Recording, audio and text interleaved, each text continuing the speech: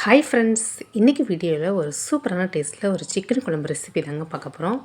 வாங்க, இதுக்கு 1 ஸ்பூன் அளவுக்கு ஜீரகம், 1 ஸ்பூன் சோம்பு, ஒரு 3/4 ஸ்பூன் மிளகு, ஒரு பெரிய துண்டு பட்டை, ஒரு 2 கிராம்பு இது எல்லாத்தையும் சேர்த்து இந்த மாதிரி ஒரு மிக்ஸி ஜாரில் சேர்த்துக்கலாங்க. இது நல்லா எந்த அளவுக்கு முடியுமோ அதில் ஃபைன் பவுடராக அரைச்சிருங்க. பாருங்கள், இந்த அளவுக்கு நான் அரைச்சி எடுத்திருக்கேன். இது கூடயே ஒரு 10லேருந்து 15 சின்ன வெங்காயம், ஒரு பெரிய துண்டு இஞ்சி, ஒரு 6லேருந்து 7 பல்லு பூண்டு, இதையும் அந்த மசாலா கூடயே சேர்த்துக்கலாங்க. இந்த மசாலா கூடயே சேர்த்து இதையும் நம்ம அரைச்சி எடுக்க போகிறோம். இது கூட ஒரு 1/2 கப்பு அளவுக்கு தேங்காய் துருவல் ஆட் பண்ணிக்கலாம். ஒரு உடச்ச முந்திரியை ஒரு 7-8 முந்திரி, ஒரு 1/2 ஸ்பூன் கசகசாவை ஒரு 1/2 மணி நேரம் ஊற வச்சு எடுத்து அதையும் சேர்த்துக்கிறேன். இது எல்லாத்தையும் நல்லா இந்த அளவுக்கு ஃபைன் பேஸ்ட்டாக அரைச்சி எடுத்துக்கலாம். இப்போ ஒரு குக்கரில் 2 குழிக்கரண்டி அளவுக்கு எண்ணெய் விட்டுக்கலாம். இது கூட ஒரு 1/2 ஸ்பூன் அளவுக்கு சோம்பு பொரிய விடுங்க. சோம்பு பொரிச்சதுக்கப்புறம் பட்டை, கிராம்பு, ஏலக்காய், அன்னாச்சிப்பூ, கல்பாசி இது எல்லாமே சேர்த்து நல்லா வதக்கிடலாம். இது கூடயே பெரிய சைஸ் வெங்காயமாக 2 வெங்காயம் நீல வாக்கில் கட் பண்ணி சேர்த்து ஒரு கொத்து கருவேப்பிலையும் சேர்த்து நல்லா சாஃப்டாக வதக்கிடலாம். ரொம்ப செவக்க வறுக்க வேணாம், ஓரளவு சாஃப்டாக வதங்கி வந்தால் போதும். இந்த ஸ்டேஜில் ஒரு 3 தக்காளியை, மீடியம் சைஸ் தக்காளியாக 3 எடுத்திருக்கேன். அதையும் பொடி பொடியாக கட் பண்ணி கொஞ்சமாக உப்பு சேர்த்து சாஃப்டாக வதக்கி எடுத்துடலாங்க. தக்காளி வெங்காயம் நல்லா இந்த அளவுக்கு வதங்கி வரணும்.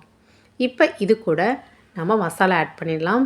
3/4 ஸ்பூன் அளவுக்கு மிளகாய்த்தூள், 2 ஸ்பூன் அளவுக்கு மல்லித்தூள் ஆட் பண்ணிக்கிறேன். இந்த மல்லித்தூள் குழம்புக்கு நம்ம தனியாக அரைக்கிற மல்லித்தூள், தனி மிளகாய் மல்லித்தூள் கிடையாது, குழம்புக்குன்னு அரைக்கிற மல்லித்தூள். இது கூட 1/4 ஸ்பூன் அளவுக்கு மஞ்சள் தூள் சேர்த்து அந்த தக்காளி வெங்காயத்து கூடவே நல்லா இந்த மாதிரி மசாலாவை பரட்டி விட்டுறலாங்க.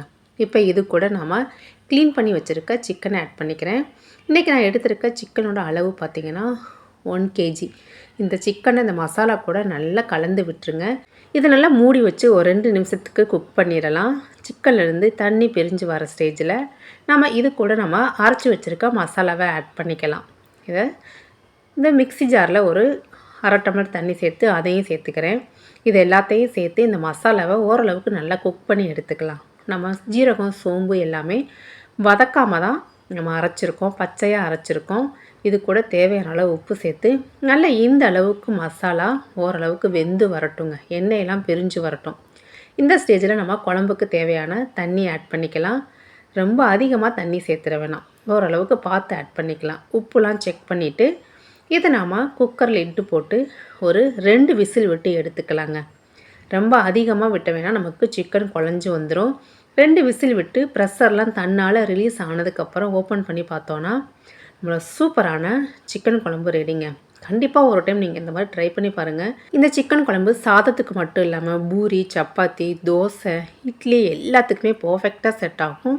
கண்டிப்பாக ட்ரை பண்ணி பார்த்துட்டு கமெண்ட் பண்ணுங்கள். இந்த வீடியோ பிடிச்சிருந்துச்சுன்னா உங்கள் ஃப்ரெண்ட்ஸ் அண்ட் ஃபேமிலிக்கும் மறக்காமல் ஷேர் பண்ணி சப்போர்ட் பண்ணுங்கள் ஃப்ரெண்ட்ஸ். தேங்க்யூ.